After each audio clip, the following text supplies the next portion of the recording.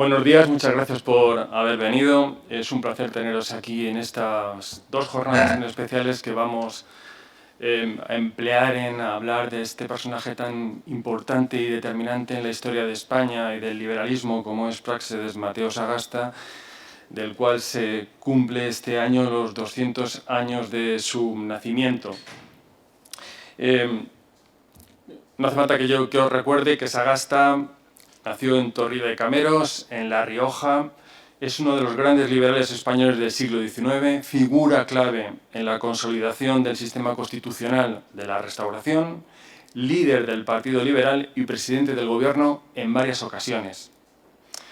Desde el proyecto de investigación titulado Hacer oposición, élites políticas, parlamentarismo y campañas electorales en la consolidación de la España liberal, con investigadores de varias universidades, hemos querido dedicar un congreso en esta Facultad de Ciencias Políticas y Sociología de la Complutense a estudiar la trayectoria política de Sagasta, desde su papel de opositor en el reinado de Isabel II, como miembro destacado del Partido Progresista, hasta su paso decisivo por el Ministerio de la Gobernación durante el Sexenio Democrático y su protagonismo durante la restauración y la consolidación del régimen constitucional más longevo en la historia contemporánea de España, junto al actual. También hemos querido abordar la otra faceta de la época de Sagasta, consistente en la oposición que recibió por parte de carlistas, de republicanos, conservadores y católicos. Además, reflexionaremos sobre la política ultramarina de su tiempo y compararemos el modelo partidista liberal español con sus homólogos europeos. El objetivo de este congreso es reflexionar sobre el personaje, su biografía y trayectoria, su contexto e influencia, así como las resistencias a las que se enfrentó. Y para inaugurar este encuentro contamos con quien es para mí una figura excepcional, que es el profesor José Varela Ortega, discípulo de Raymond Carr, catedrático de Historia Contemporánea de la Universidad Rey Juan Carlos, director del Instituto Universitario Ortega y Gasset y autor de una de las obras más decisivas para entender la Restauración. Me refiero a Los amigos políticos, partidos, elecciones y caciquismo en la Restauración entre 1875 y 1900. El profesor Varela Ortega nos hablará hoy del empeño de Sagasta por construir algo muy actual, que es una izquierda como partido de Estado. Cuando quiera más. Bueno, muchas gracias por sacarme de casi de la ultratumba para hablar de estos temas en que yo investigué entre 1965, más o menos, y 1978, una cosa parecida, o quizá 80, ¿no? Como mucho. Es decir, efectivamente el periodo más longevo de una constitución y de un régimen liberal parlamentario, no democrático, liberal parlamentario. Yo creo que, visto la insultante juventud que hay aquí, insultante para mí, digo por edad, pues algunas pinceladas de lo que era ese mundo deben ustedes tener en cuenta. Es un mundo básicamente agrario. Las ciudades hasta, y eso tiene que ver con Sagasta, hasta quizá después del ferrocarril, tenían una importancia relativamente menor, un mundo con un 70-80% de ocupación en el campo, ahora debe ser el 3 o el 4, no sé exactamente, pero de ese orden, y con más de un 70% de analfabetismo. Bueno, todavía cuando hice yo el servicio militar, me destinaron a dar clase en Alcalá de Henares a gente que estaba en el mismo regimiento que yo estaba, porque eran analfabetos, había todavía un analfabetismo importante. Por lo tanto, eso que llamamos partidos políticos, por eso el título del libro que yo hice era Los amigos políticos, era una colección de amigos. Todavía Azaña, antes de la campaña del rey perjuro y de Alfonso XIII, quiero decir, y del problema constitucional que se planteó admitiendo el golpe de Primo de Rivera del año 23, decía que antes de ese golpe la reunión de republicanos eran casi tertulias de rebotica. Y efectivamente hay un cuadro de Castelao, una pintura, en que aparece una tertulia de rebotica, o sea que era bastante común que el mundo de los partidos políticos fueran tertulias. Como mucho, reuniones en teatros, donde una disposición curiosa, ¿no? El público de la gente, como dice el corrido, estaba en las butacas y en el estrado se celebraba un banquete de los políticos, que eran los que hablaban en cierto turno. El mítines en plazas de toros es de los finales de los 20 o los 30. Es decir, no existían otro tipo de cosas masivas, ¿no? Por lo tanto, los partidos políticos eran muy poca gente, eran grupos más bien, lo cual explica algo de Sagasta, ¿no? Es decir, se trataba de satisfacer a los empresarios de la política. Y el régimen que realmente se montó, ideó el propio Cánovas y colaboró en el Sagasta, era un régimen dedicado a satisfacer a los empresarios, a los profesionales de la política.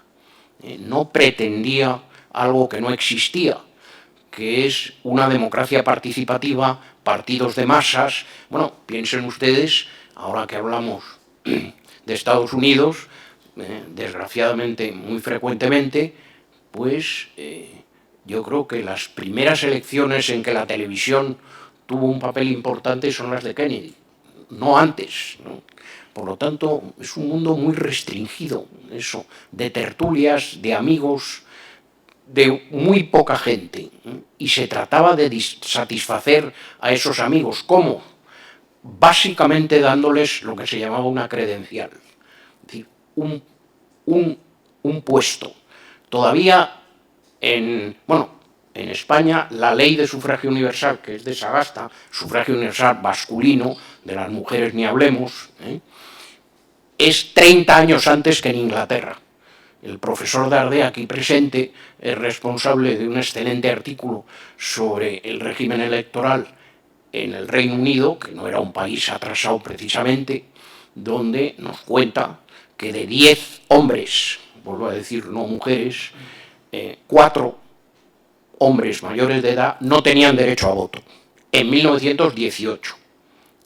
Es decir, que esto de la democracia que estamos viviendo ahora es una cosa que tiene 100 años, poco más de 100 años. En la Tercera República Francesa, en la segunda mitad de la Tercera República. Es decir, la República, como llama un excelente escritor, historiador, un señor que se llama Halévy, de la primera parte de la Tercera República, era la République des Ducs, la República de los Duques, donde, por cierto, no se podía cantar la marsellesa todavía. Bueno, una cosa mucho más restringida de lo que en este momento pensamos, ¿no? Lord Asquith, al final de la Primera Guerra, todavía decía que el primer deber de un primer ministro británico era conseguir un puesto de trabajo para los amigos. Jobbing se llamaba en inglés, de job, trabajo, ¿no? Puesto de trabajo.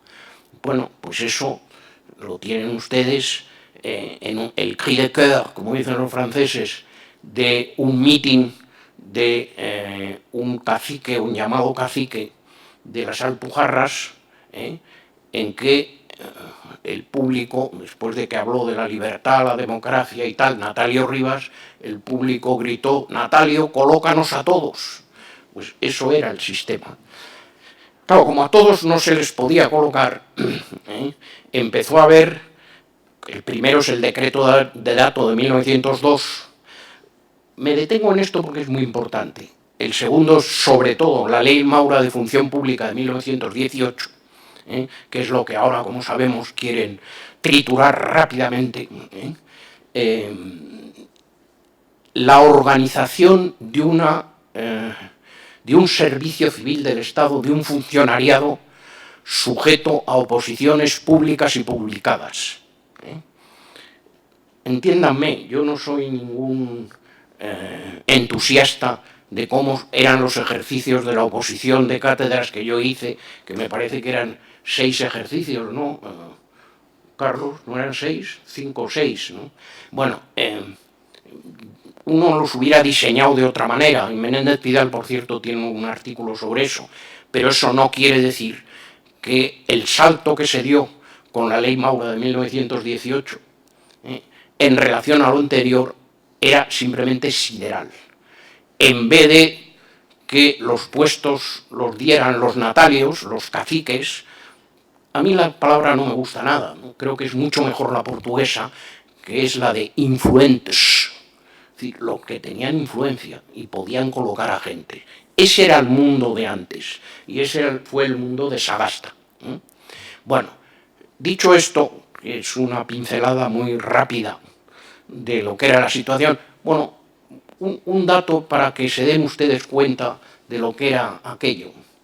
En el magnicidio de Calvo Sotelo, el juez de instrucción, que por cierto procedía de filas hazañistas, era un hazañista, empezó a enviar órdenes de detención a todos los que habían contribuido o estaban involucrados en aquel magnicidio, donde había gentes del Partido Socialista. Bueno, aquello era una merienda de blancos parecida a la Hilfspolizei de Hitler, una cosa espantosa.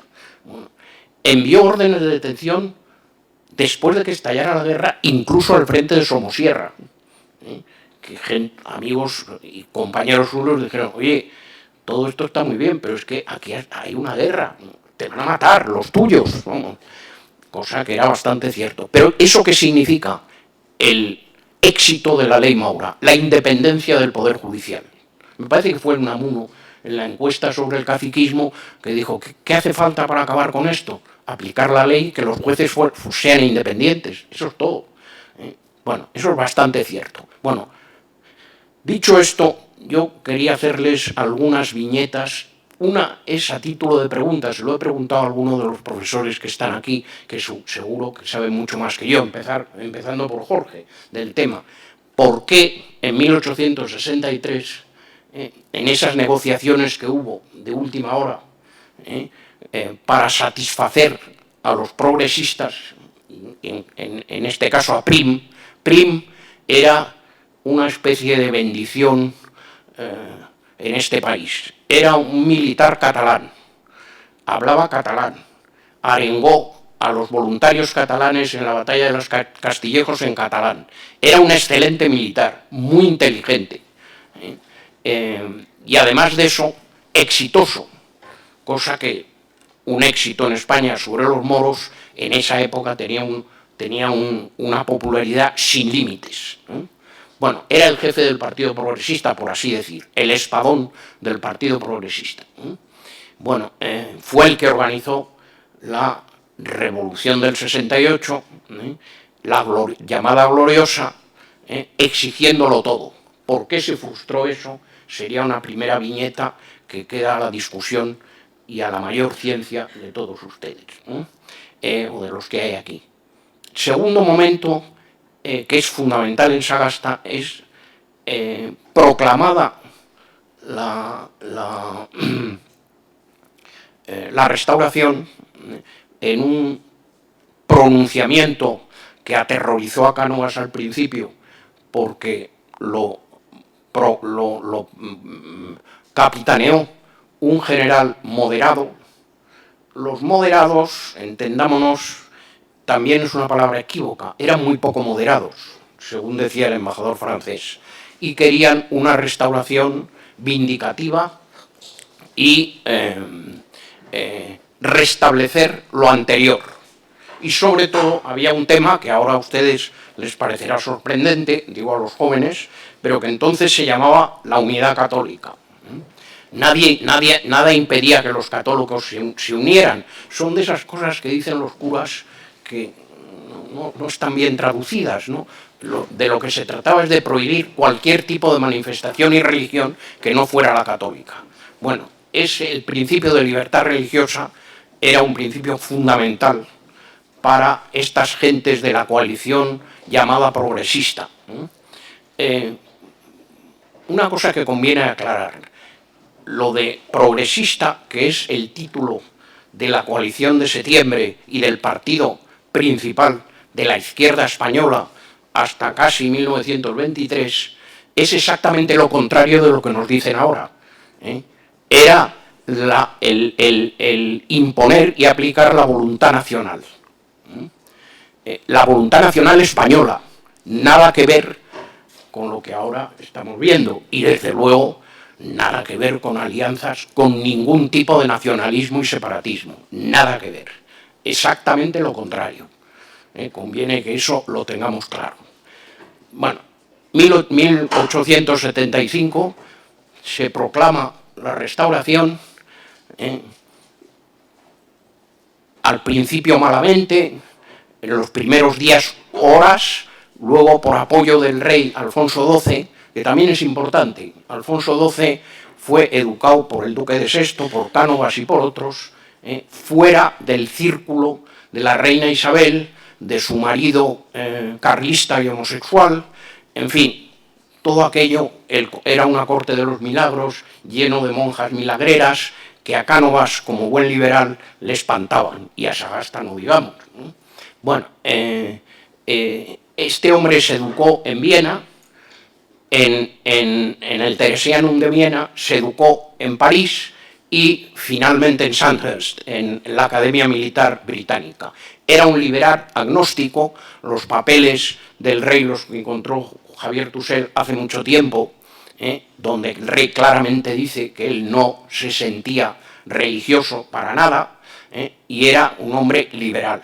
Yo encontré en el archivo del Vaticano de Roma la descripción cautelosa del confesor del rey, en que le dice al Papa: desengáñense vuestra santidad, este rey no es un rey que vaya a aceptar el principio de no libertad religiosa, el principio de prohibición de cualquier enseñanza y manifestación religiosa no católica.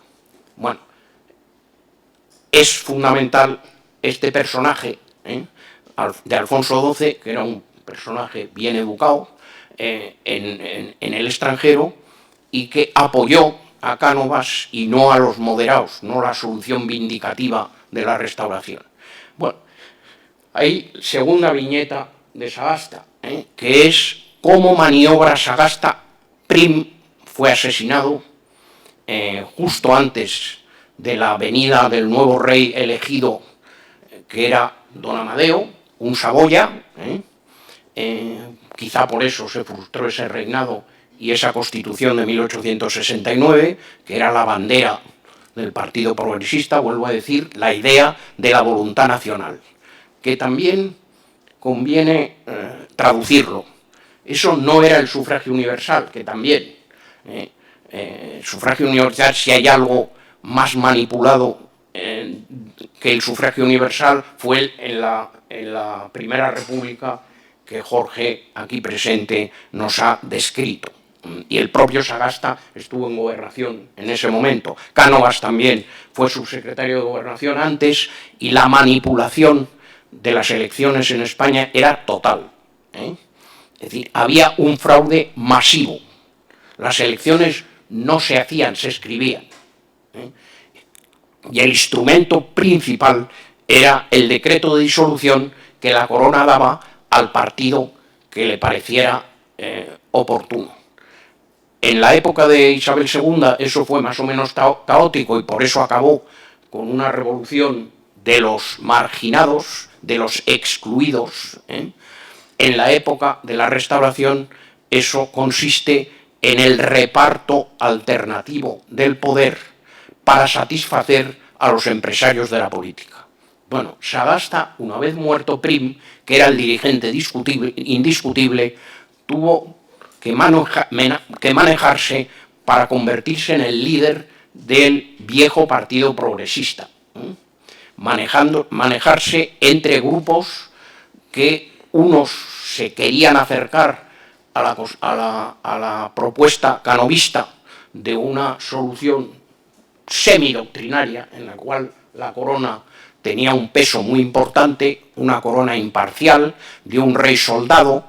Esto de que ustedes han leído, claro, muchos de ustedes ni lo han vivido, pero del golpe del 23F aquí y tal, solo se explica porque este hombre, Cánovas, fabricó un rey soldado. Tiene la carta, además, que dice: queremos un rey soldado lo más pronto posible, en que en él encuentren los militares a su jefe y se aparten de banderías políticas. Porque antes lo que ocurría es que los partidos excluidos lo que daban es un golpe militar, un pronunciamiento, para volver al gobierno. Lo que pretendía Cánovas y luego Sagasta es que eso se hiciera por medio de la corona con una regla de oro, que el partido unido recibía el poder. En el momento en que se desunía y los pequeños grupos producían alguna escisión dentro del partido, lo perdía. ¿Por qué? Porque siempre había el peligro de que acudieran a los cuarteles, como dice una carta de Cánovas, para satisfacer lo que la corona no les entregaba o no les permitía, que era el poder. Bueno, Sagasta maniobra para hacerse con la jefatura del Partido Progresista, entre derecha e izquierda. Tanto maniobra que el resultado es, primero, segunda viñeta, el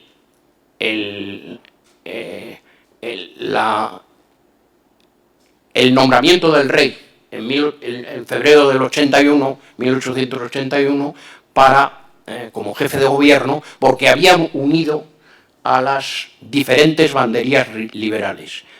Esto se ha devaluado enormemente, ¿no?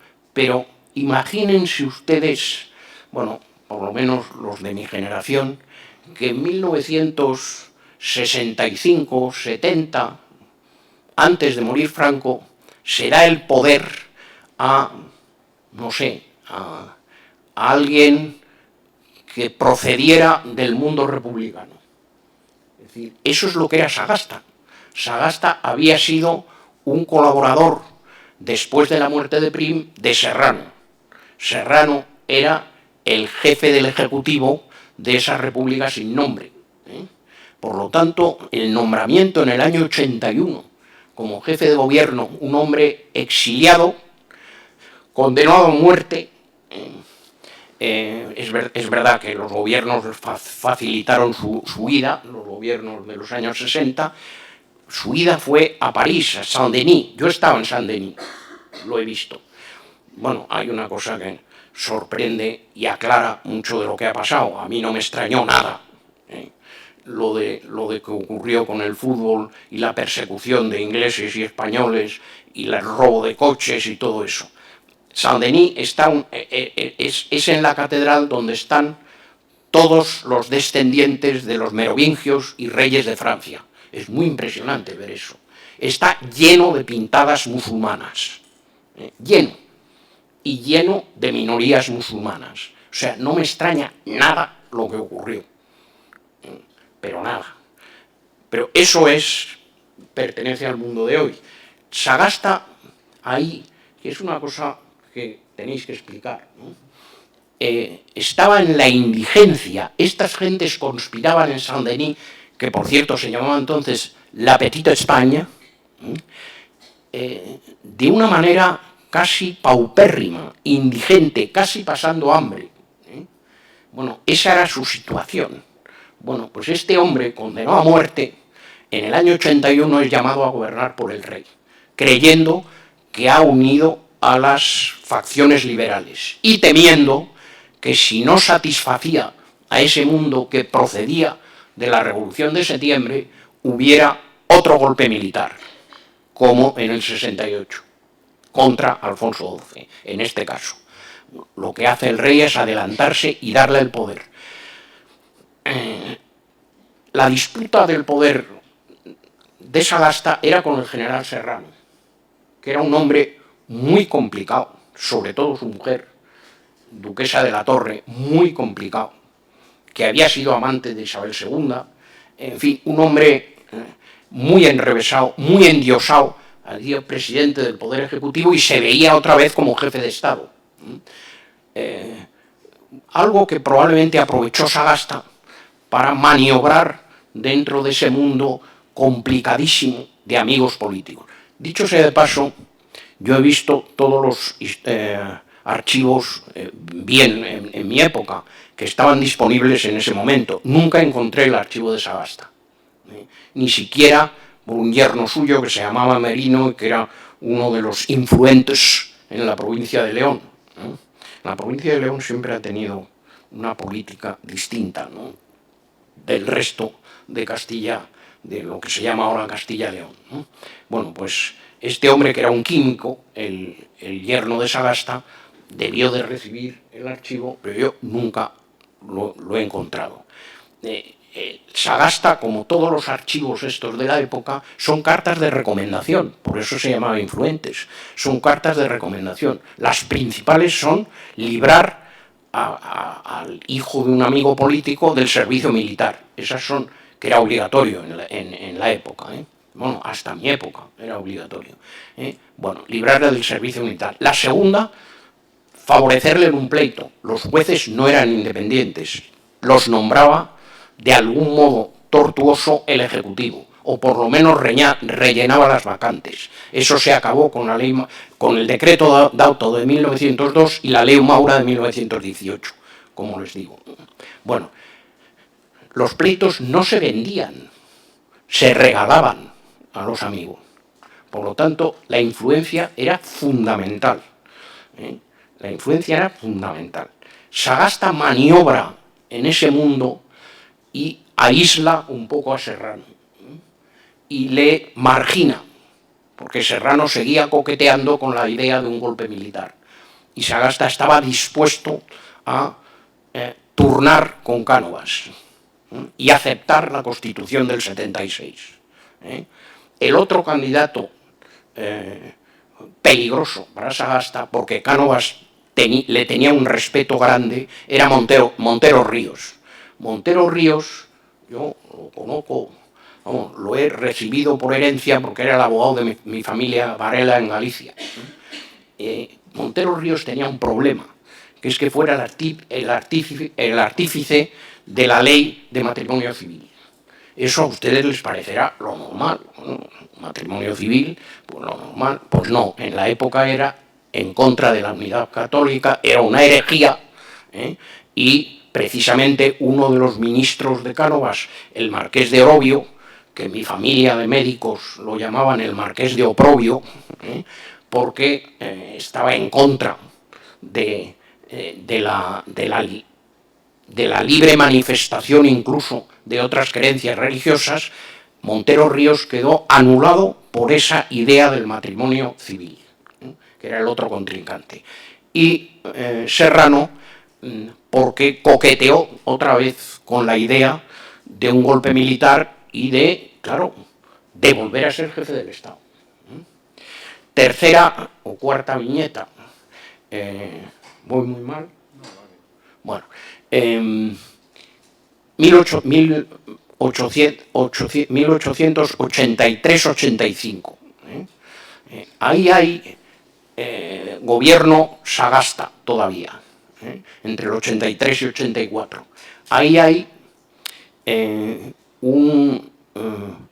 una división de los grupos de ese fusionismo, del Partido Liberal Fusionista, que agrupaba a todo tipo de elementos, incluidos los que procedían de del campismo de Martínez Campos, que era moderado, era un general moderado, pero una buena persona, y que se opuso a Cánovas porque Cánovas, la verdad, le dejó la piscina sin agua, electoralmente hablando, en el año 79.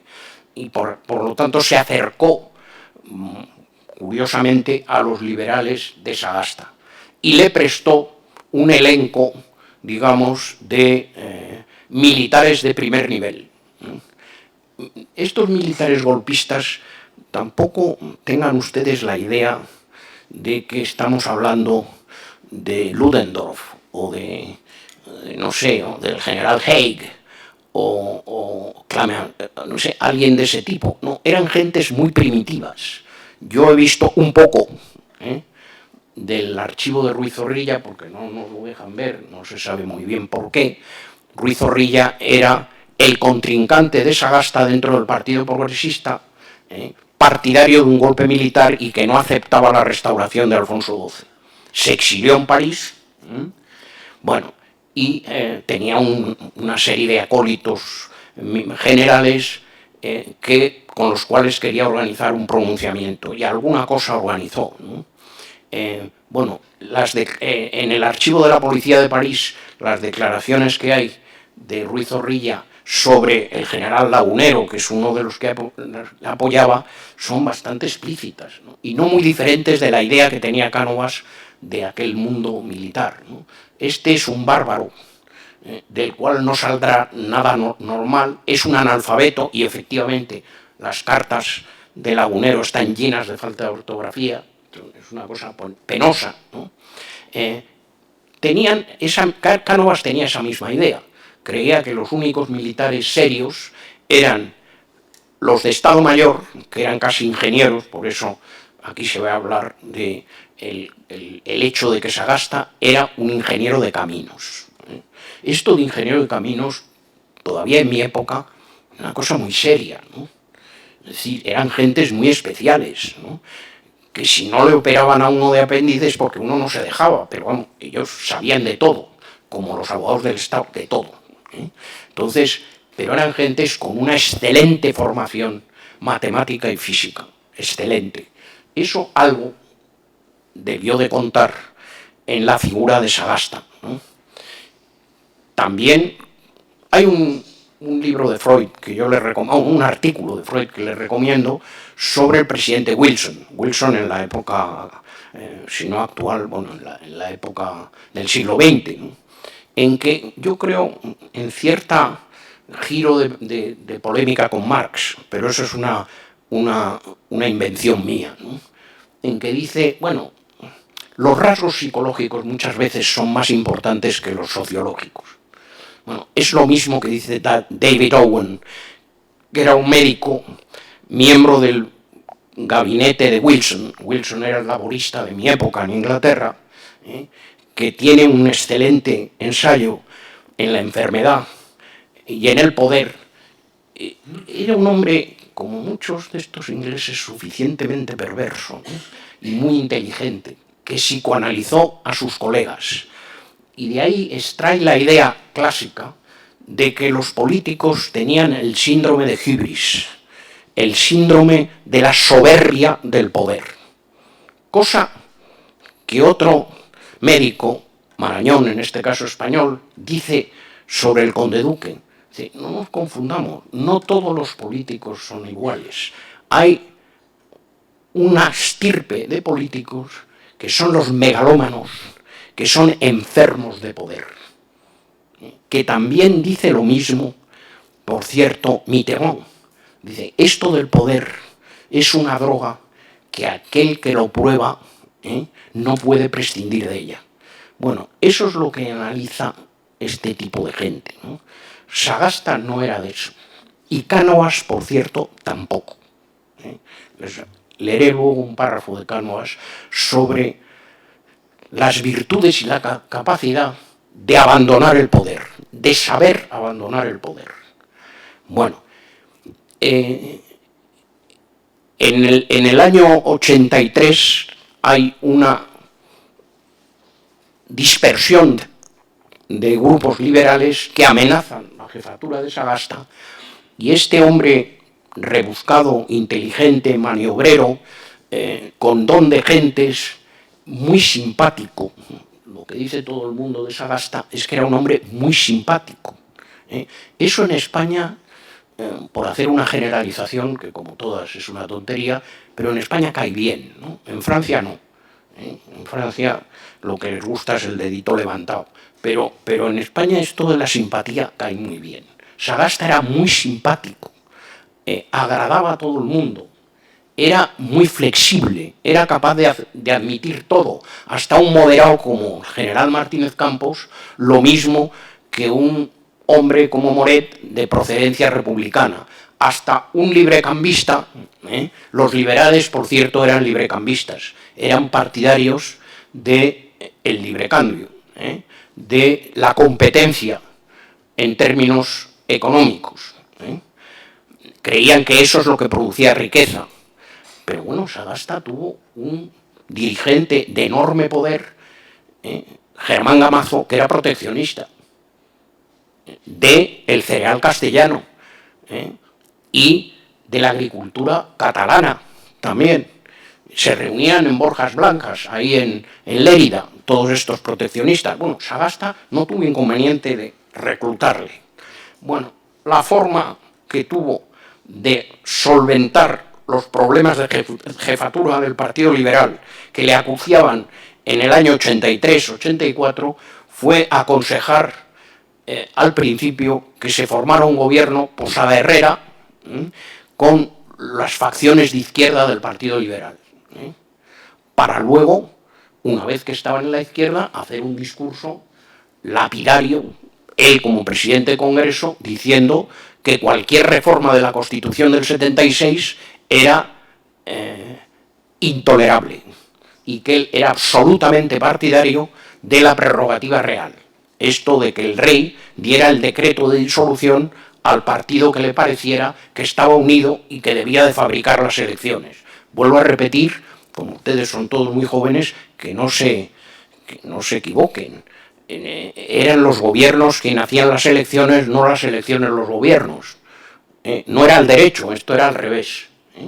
Bueno, por cierto, también en Napoleón III o en Bismarck, en el primer Bismarck, por lo menos, ¿no? Y desde luego en la Italia de Giolitti se conocía como el gran elector, porque eso sí, las elecciones se hacían sobre todo desde el Ministerio de Gobernación, en lo que se llamaba el encasillado. El encasillado era un pentagrama donde estaban en casillas los distintos distritos, uninominales la mayoría, y ahí el ministro de Gobernación de turno y el presidente del Consejo lo que hacían es colocar los candidatos adictos y favorables y también darles una oportunidad a la oposición. Había siempre 30 o 40 o 50 diputados que eran de la oposición. Y luego empezó a haber, poco a poco, distritos liberados, aquellos en que de verdad se votaba. No crean ustedes que esto es que no se votaba porque los colegios electorales estaban custodiados por un pelotón de la Guardia Civil. No es así. Simplemente la abstención era masiva. Eso es lo fundamental. Y en la Francia de Napoleón III lo que hacían es acarrear electores cifra, electores que votaban, pero votaban lo que Tocqueville tiene unas memorias sobre eso muy entretenidas, sobre cómo se volcaba el puchero, que se decía aquí, la palabra esta pucherazo, que cada vez oiremos hablar más, desgraciadamente, era volcar el puchero, es decir, la urna electoral, llenarla de papeletas fraudulentas. Tiene un poco de razón Felipe González. Hombre, no sé, no importa si uno ha metido 1, 3 o 4 papeletas falsas. Lo que es absolutamente central es meter papeletas falsas en una urna. Eso es lo que es absolutamente intolerable dentro de un sistema democrático abierto. Bueno, este hombre se da la vuelta en 1883-84 y realmente acepta, condena el intento de Posada Herrera y de las facciones izquierdistas de su partido y acepta la Constitución del 76 y denigra, niega y bloquea cualquier intento de reforma que se acerque a la Constitución progresista del 69. Cánovas, entusiasmado, hace un sonoro discurso diciendo: nunca he visto esto de la Constitución doctrinaria interna en que la corona tiene un papel fundamental, nunca lo he visto mejor defendido que por el jefe de la minoría, de la mayoría en ese momento liberal, ¿no? Presidente del Congreso. Es decir, ahí se cierra la Restauración. Siguiente viñeta fundamental: muerte del rey Alfonso XII, de tuberculosis, muere muy joven, y bueno, parecía que aquello podía estallar. Cánovas y Sagasta se reúnen. Esto que se llama el Pacto del Pardo no fue en el Pardo, para empezar. La reina Cristina, que era la posible viuda, porque el rey estaba muriéndose, de Alfonso XII, llamó a Sagasta al palacio, al Pardo, ahí sí le llamó, y le habló de que Cánovas proponía llamar a los liberales. Bueno, Cánovas estaba en el gobierno, proponía llamar a los liberales para defender la monarquía. Sagasta se reunió en su casa con los dirigentes del Partido Liberal, y formó lo que se llamaba en la época un gabinete de altura. Y eso es lo que le ofrecieron a la reina, que con el rey ya de cuerpo presente, Alfonso XII, tomó juramento, empezando por Alonso Martínez, que era el gran ministro de Justicia, a todos los ministros liberales, y luego Alonso Martínez a la propia reina Cristina, que le hizo jurar la Constitución, la del 76. Luego hay hasta un cuadro muy conocido sobre ese juramento, que lo ven ustedes ahí, me parece que está en el Congreso, ¿no? O en el Senado. Bueno, Javier, bueno, pues en el Senado, pero es un cuadro, ¿no?, que se ve a la reina, pero eso fue posteriormente, ¿no? Tal. Bueno, último viñeta, que es importante porque es de mis grandes contribuciones a estas cosas que nadie me ha creído nunca. El tema de Cuba. El tema de Cuba era un tema tanto en Estados Unidos, Cuba española. Bueno, esta historia de Fidel, de que Cuba era como Nicaragua hasta que llegó él, es más o menos al revés. Cuba era la segunda renta per cápita de América, después de Estados Unidos. Muy desequilibrada, con un problema racial importante, pero de una prosperidad espectacular, simplemente espectacular. Por eso la emigración española, a diferencia de la italiana, no iba a Estados Unidos, iba a Cuba. Ni siquiera iba a Argentina, hasta después iba a Cuba. Bueno, Cuba tenía, eso sí, una parte de la población posiblemente mayoritaria, no en La Habana y en Santiago, pero sí en el campo, partidaria de la independencia, a la cual se oponían furiosamente los peninsularistas. Lo más parecido a la Cuba española, aparte de la riqueza, es que era un lugar que financiaba en general a los partidos políticos españoles de la península, que tenían un enorme poder económico. Los dirigentes españoles, empezando por el propio Cánovas en el caso de su hermano, por Maura en el caso de su hijo, Gabriel, Balaguer, que era el gran dirigente del Partido Liberal en Cataluña, también era cubanista. Es decir, los intereses peninsulares en Cuba y de Cuba en la península eran enormes. Los partidos dinásticos estaban en buena medida financiados con dinero cubano, o en una medida importante. Por lo tanto, no era un problema fácil de resolver. Lo más parecido que pueden encontrar ustedes es la Argelia francesa. Es lo más parecido a eso. Bueno, termino enseguida. En esa situación tremenda, Cánovas nombra a un general que se llamaba Baylor, que era un hombre atrabiliario, tremendo. ¿Por qué lo nombró? Porque era un hombre, desde luego, despiadado. los americanos le llamaban el carnicero Baylor, y era desde luego despiadado. ¿Por qué lo nombra? Por dos razones. Primero, porque era despiadado y que quería que acabaran con aquello rápidamente. Y segundo, porque era un general que nunca se había sublevado ni había participado en ningún pronunciamiento. Eso era algo muy importante para él, ¿no? Bueno, Baylor, con una política llamada de reconcentración, que es de campos de concentración en el fondo, que luego aplicaron los ingleses en Sudáfrica también, estuvo a punto de ganar la guerra.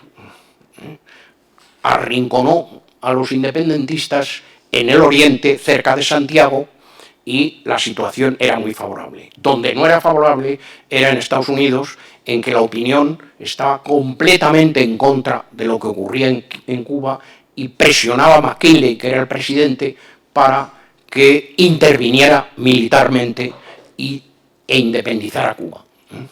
Bueno, ahí se producen una serie de variables que podemos hablar, pero la principal es, como decía el embajador inglés, aquí es una verdad de perogrullo que aquel gobierno que ose entregar la isla sin lucha tendrá que verse contra un golpe militar o una sublevación popular.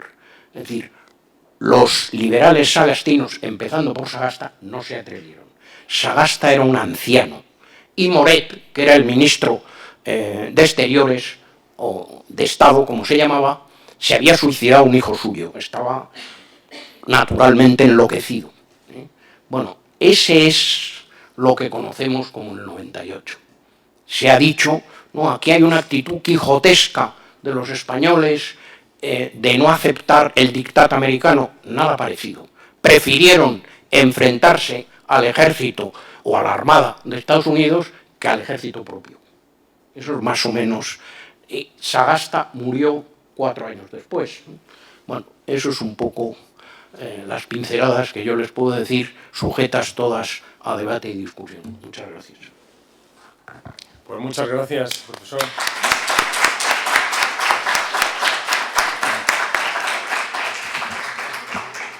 Y abrimos un turno de preguntas o comentarios. Aquel que quiera preguntar alguna cosa o comentar algo.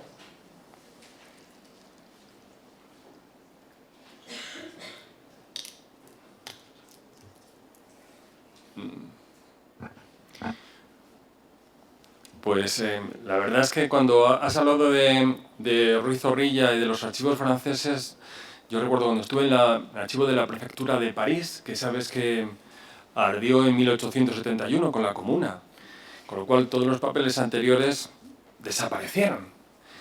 Y el gobierno francés puso detrás de Ruiz Zorrilla un espía, que le iba siguiendo a todas partes. Que iba con su mujer, ahí estaba el espía. Que se reunía con los amigos, ahí estaba el espía. Que iba a un parque, allí, detrás de aquel árbol, estaba el espía. Y el espía iba escribiendo sus impresiones, sus comentarios.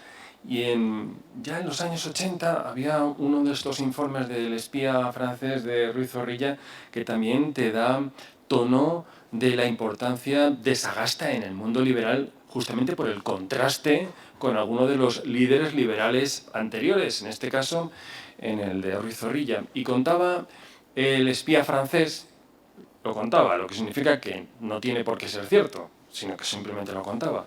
Decía que estaba planeando un pronunciamiento en España, lo cual era muy creíble, para derribar la monarquía y establecer otra cosa, porque una de las costumbres españolas del siglo XIX era unirse para destruir, y en el momento de construir, bueno, pues ya acordaríamos alguna cosa, nos dividimos y ya acordaremos algo.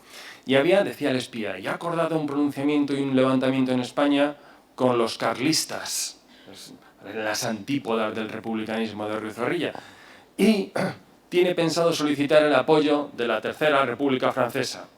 ¿A cambio de qué? De ceder a Francia la región de Cataluña, decía.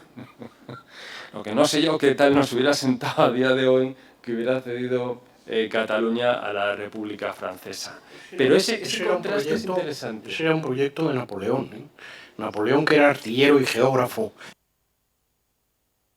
en el fondo, decía que este país, esta península, estaba mal hecha, porque estaba hecha contra los ríos. y no a lo largo de los ríos, que la capital natural era Lisboa. Y luego la línea de la frontera natural de Francia era el Ebro. O sea, eso viene de Napoleón. No sé cómo hubiera ido la cosa. Mira allí, adelante.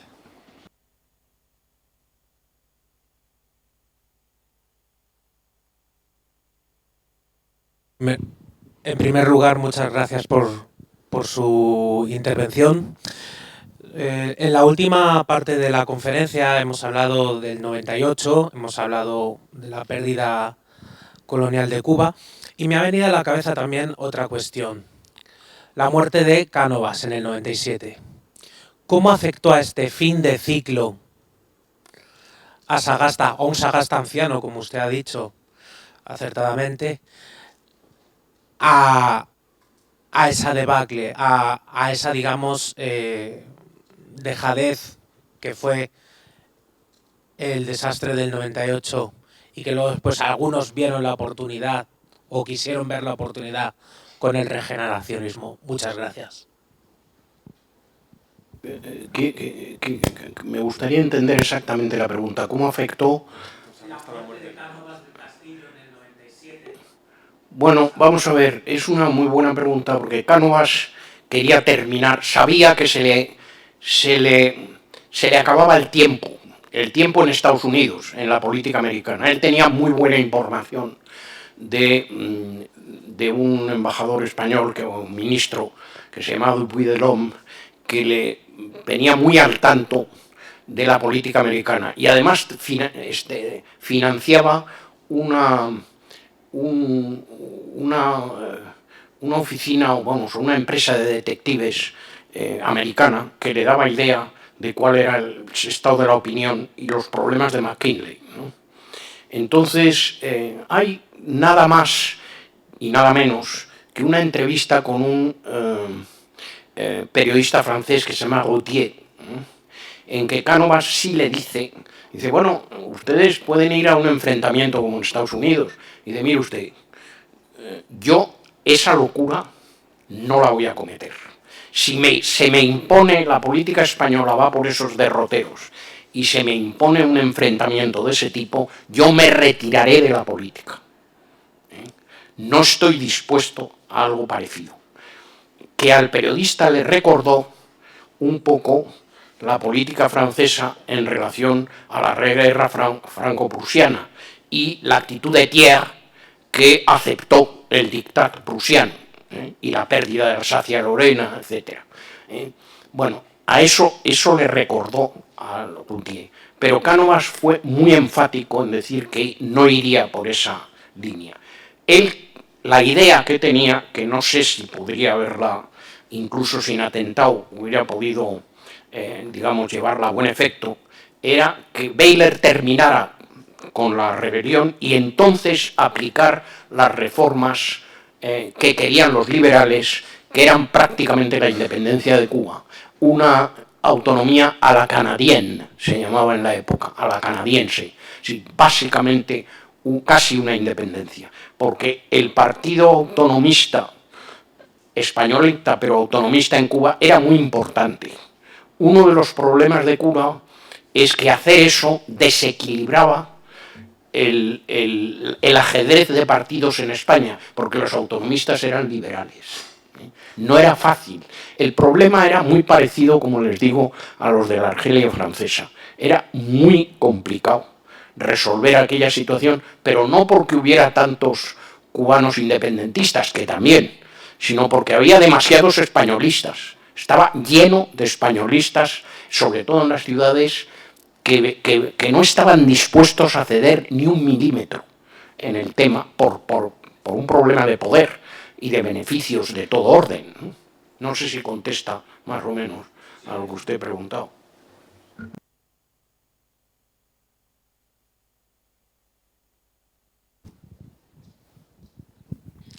Yo también me sumo al agradecimiento por la conferencia y recuerdo su artículo de las consecuencias de un espléndido desastre, que sí, yo de vez en cuando lo releo, porque yo soy especialista en historia de Cuba. Respecto a a Cánovas en 1897, él lo que quiere retomar, y de hecho lo retoma con la Ley de Bases de febrero, es el modelo de reforma colonial que había dejado planteado Maura y Abárzuza. E incluso lo quiere dotar de una mayor ambición autonomista. Y lo pone en marcha. Lo que ocurre es que lo pone siempre como de una manera paulatina y con un baile al frente del gobierno general que la verdad es que no ayudaba a eso. Pero la intención de Maura, de Cánovas, era esa, ¿no? La de sacar adelante un modelo de autonomía que en el fondo no se atrevió a llevar a cabo, y finalmente sí será Sagasta y será Moret, justo antes de que muera Cánovas, ya públicamente reclaman esa autonomía que es el programa del Partido Autonomista Cubano, ni más ni menos. Cánovas pretendía otra cosa, pretendía ampliar un poco el modelo de Maura. Y respecto a si los autonomistas eran o no liberales, sí, formalmente se llamaba Partido Liberal, claro. Pero ese liberalismo cubano no era equiparable al liberalismo de Sagasta, ¿no? Era más equiparable a los sectores demócratas y republicanos que había en la península, que a la postre le daban los diputados que no podían mandar, por ser un partido pequeño, con poco dinero, a la metrópoli. El caso paradigmático es Labra. Labra siempre fue el líder de la minoría parlamentaria autonomista en el Congreso de los Diputados, y es un republicano histórico aquí. Sí, bueno, no, a mí lo que me interesó, yo publiqué, el primer artículo que hice de eso fue en el Journal of Contemporary History, fue Splendid Defeat, efectivamente, y me vino muy bien porque me invitaron en Estados Unidos, sí tuvo una repercusión dentro de lo que son estas cosas grandes, y me invitaron a California, a UCSD, al sur de California, a dar un cursillo de eso, y luego a Puerto Rico y tal. Pero eso está basado en todo tipo de fuentes diplomáticas, pero además en las cartas de Cervera a un primo político suyo que se llamaba don Juan Espotorno. Bueno, don Juan Espotorno era un auditor de Marina y era el padre de mi abuela. Y entonces esas cartas estaban en la familia y yo leí esas cartas, y ahí Cervera dice claramente: a nosotros nos han sacrificado porque, a diferencia del ejército, no podemos dar un golpe, ¿no? Y a la Armada, efectivamente, la idea de ir al Caribe, que era descabellada desde un punto de vista estratégico, es una orden del gabinete Sagasta. Sagasta era un anciano, Moret, un hombre desquiciado, aquello tenía muy mala... Yo no sé si la idea de Cánovas era también bastante utópica. Dudo mucho que eso hubiera aplacado a esa altura a los independentistas, ¿no? Pero, claro, la fortuna militar, la situación política en España es inversamente proporcional a la guerra. Al principio, con una situación militar desastrosa, en que los independentistas cubanos entran en Pinar del Río, en occidente de la isla, incluso ponen una bomba en la Capitanía General, por cierto, en los baños, y al capitán general, a Bayler, pues parece que aquello le coronó de una manera poco edificante, ¿no? lo que se produjo, tanto que al de la bomba lo mantuvieron preso incluso después de la firma de la paz de París, y que le decían: bueno, general, lo tuvo Bayler en una prisión militar, general, se ha firmado la paz de París, hay que soltar a este hombre.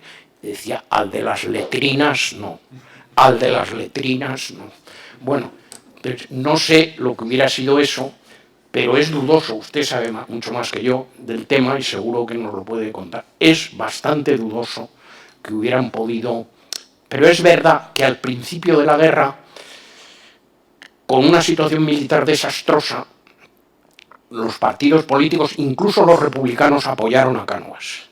A medida que la situación militar en la isla mejoró, entre comillas, mejoró para los españolistas, y los rebeldes o independentistas cubanos fueron encajonados en el Oriente otra vez, cambió la situación política. Incluso los silveristas se pasaron a favor del Partido Liberal y querían acabar con lo de Cánovas y que hubiera un turno liberal e imponer inmediatamente la autonomía de la isla. O sea que la situación era muy compleja, ¿no? Balaguer, que tenía una enorme influencia en el Partido Liberal, en cambio, como tenía intereses cubanos, era muy contrario a cualquier tipo de autonomía. Decía, a la autonomía se va a la independencia por ferrocarril. O sea que era una situación muy complicada y una situación de política interior, también en Estados Unidos. También en Estados Unidos. Pues muchísimas gracias.